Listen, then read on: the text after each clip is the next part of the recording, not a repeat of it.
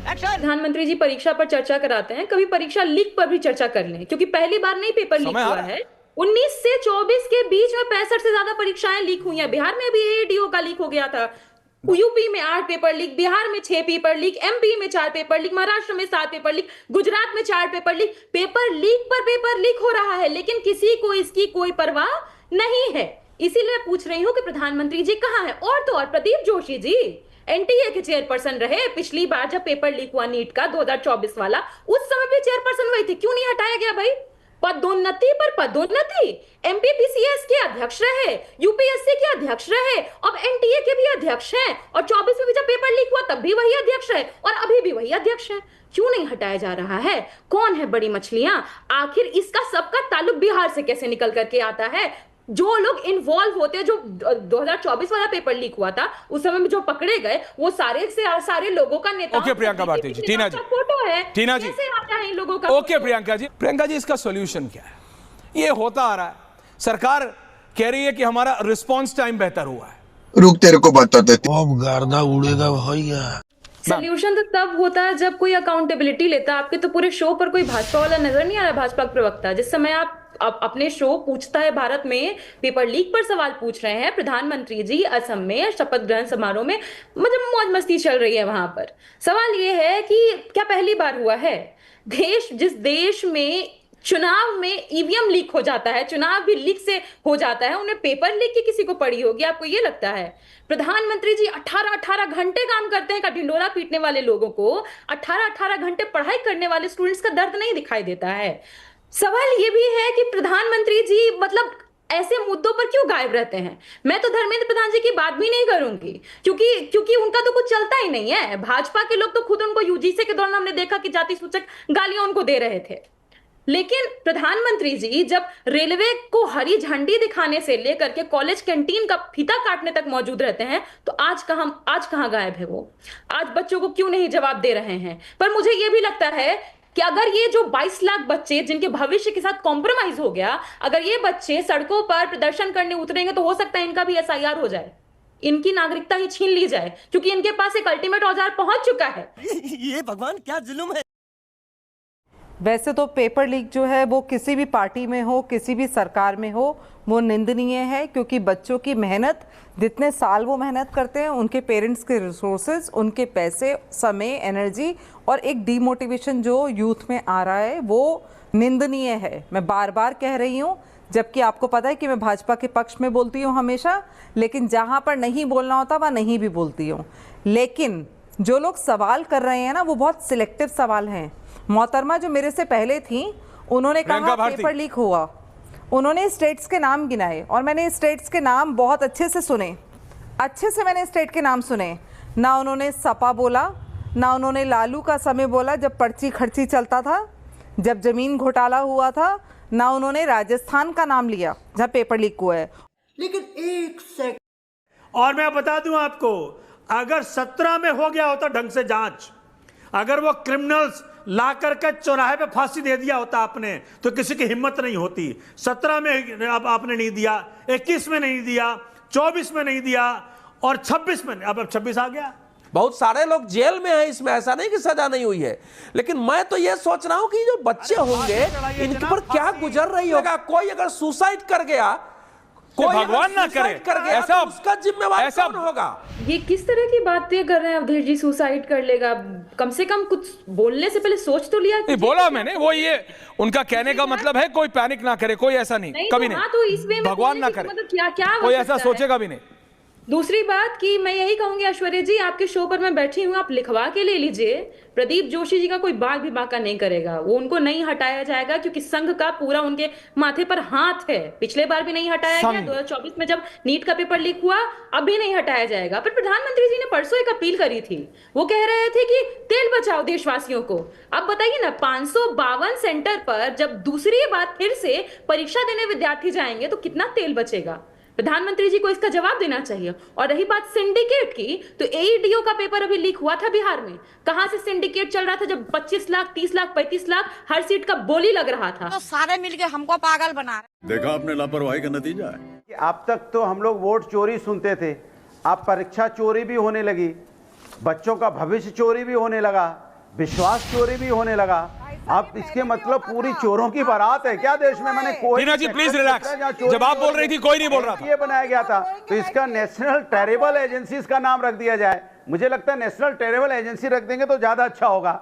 सवाल यह है कि 2015 में AIPMT का परीक्षा लीक हुआ, क्या कार्रवाई? 2018 में CBSE का 10वीं का परीक्षा पेपर लीक हुआ और CBSE का 10वीं का गणित का पेपर लीक हुआ और अब 12वीं का अर्थशास्त्र का पेपर लीक हुआ, क्या कार्रवाई हुई?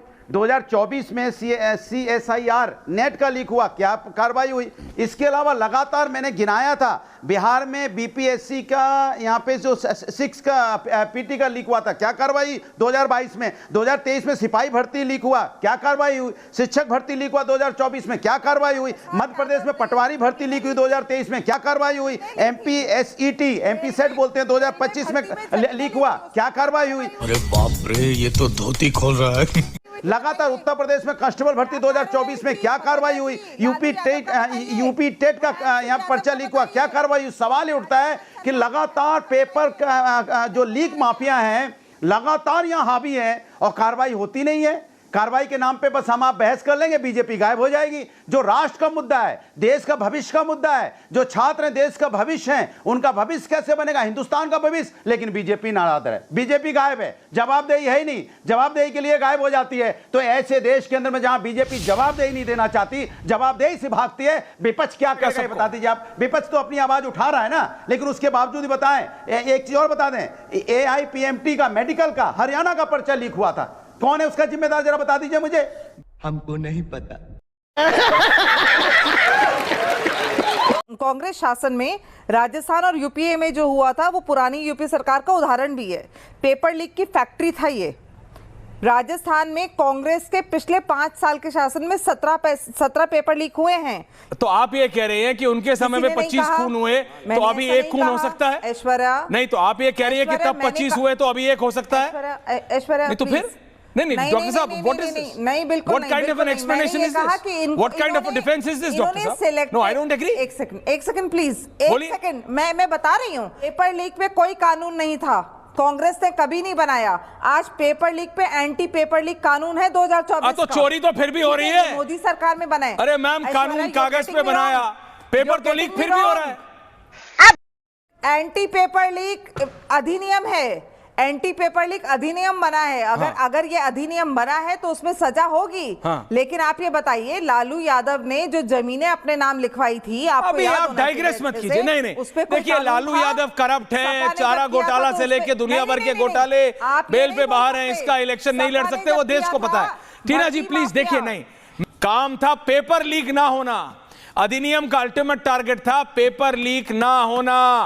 That is my point. Rohit, देखिए, भारतीय जनता पार्टी की सरकार देश के गणनायक प्रधानमंत्री माननीय नरेंद्र भाई मोदी जी के कुशल नेतृत्व में हर प्रकार के भ्रष्टाचार, चोरी के खिलाफ पूरी तत्परता और सक्रियता के साथ खड़ी है।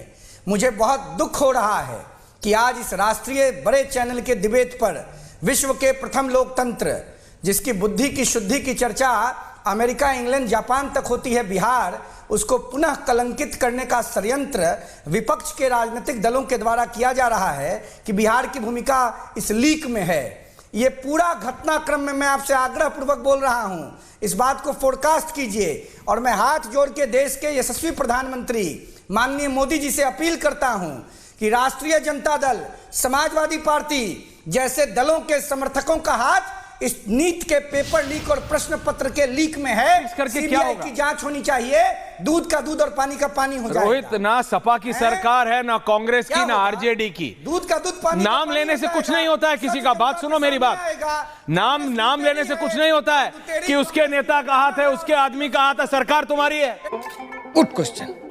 तुम चुल्लू भर पानी में जाके डूब के मर जाओ।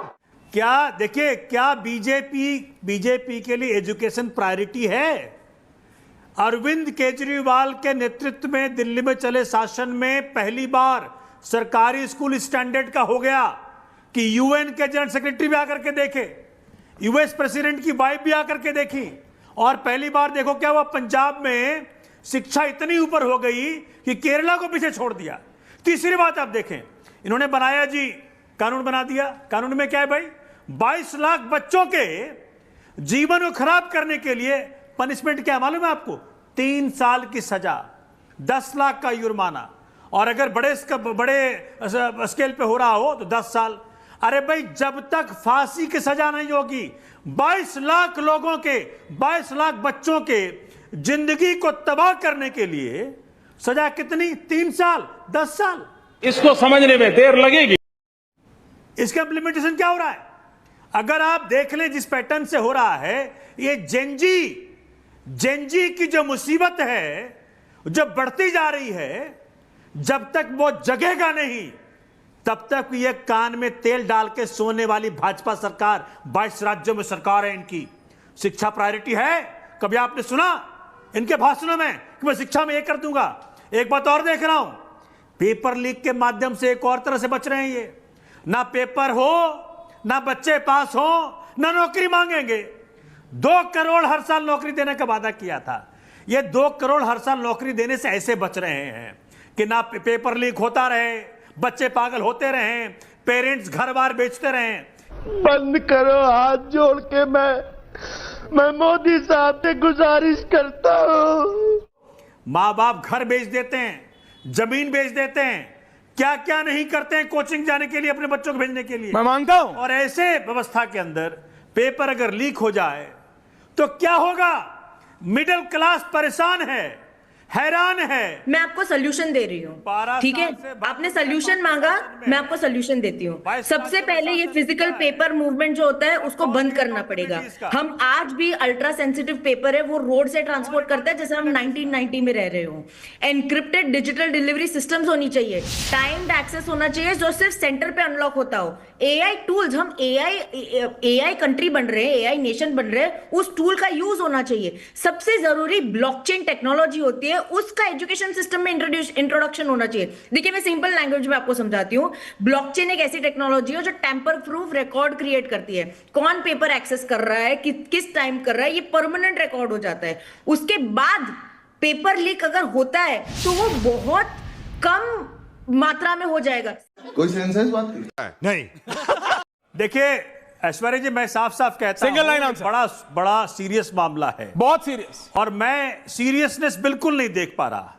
1.7 करोड़ बच्चे अफेक्टेड हैं, और ये जब तक बच्चे अपनी जिंदगी की चिंता करते हुए नेपाल की तरह सड़कों पे नहीं उतरेंगे, तब तक ये व्यवस्था सुधरने वाली नहीं। देश में अनार्की की दुआएं मांगना बंद कीजिए। जितने लोग यहाँ बैठकर ये बोल रहे हैं, मैं उनसे ये पूछना चाहती हूँ कि आपके समय में पर्ची खर्ची चलता था भाई?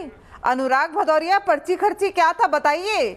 जाति विशेष को ही नौकरियां दी जाती थी सपा में। देखिए, कमाल की बात है कि इस देश के अंदर में वो गरीब बच्चों की, जो मिडिल क्लास है, वो गरीब हैं, उनकी कोई बात नहीं कर रहा है। वो छोटे शहर में आके रह के तैयारी करते हैं, मिनिमम 2 लाख रुपए खर्च होता है, अगर उनकी पढ़ाई कर लेंगे तो 4 लाख रुपए। टीना जी प्लीज, आपके बीच में कोई नहीं बोला है। अब वो खेत बेच के उनके माँ बाप भेजते हैं, दोबारा कैसे वो बेचारे आएंगे बताना? दोबारा कैसे अपने आप को, खर्चा कहां से लाएंगे? उन माँ बाप के ऊपर क्या गुजरेगी, बच्चे पे क्या गुजरेगी? उसकी अगर उम्र निकल जाएगी, ओवर एज हो जाएगा, तो कौन जिम्मेदार होगा? ये तो कह देंगे कि इन्होंने फ्री में आपको भरने को मिलेगा। अरे फॉर्म तो दोबारा भर देगा फ्री में, बट खर्चा कहां से लाएगा? जो उसकी पढ़ाई का खर्चा कहां से लाएगा? क्या टीना जी, क्या तो नौकरी भी नहीं करते? अनुराग भदौरिया क्या गलत कह रहे हैं? कहां से खर्चा लेगा? नहीं, अनुराग भदौरिया से सवाल है मेरा। नहीं, मेरा सवाल है उनसे। यहाँ पे हल्ला मचा रही है मैडम। आज तो कम से कम परीक्षा कैंसिल हो रही है, इनके समय में तो जाति विशेष को मिलता था। इससे बड़ा झूठ हमने नहीं सुना। इतना छोटा पहले कभी नहीं हुआ हो।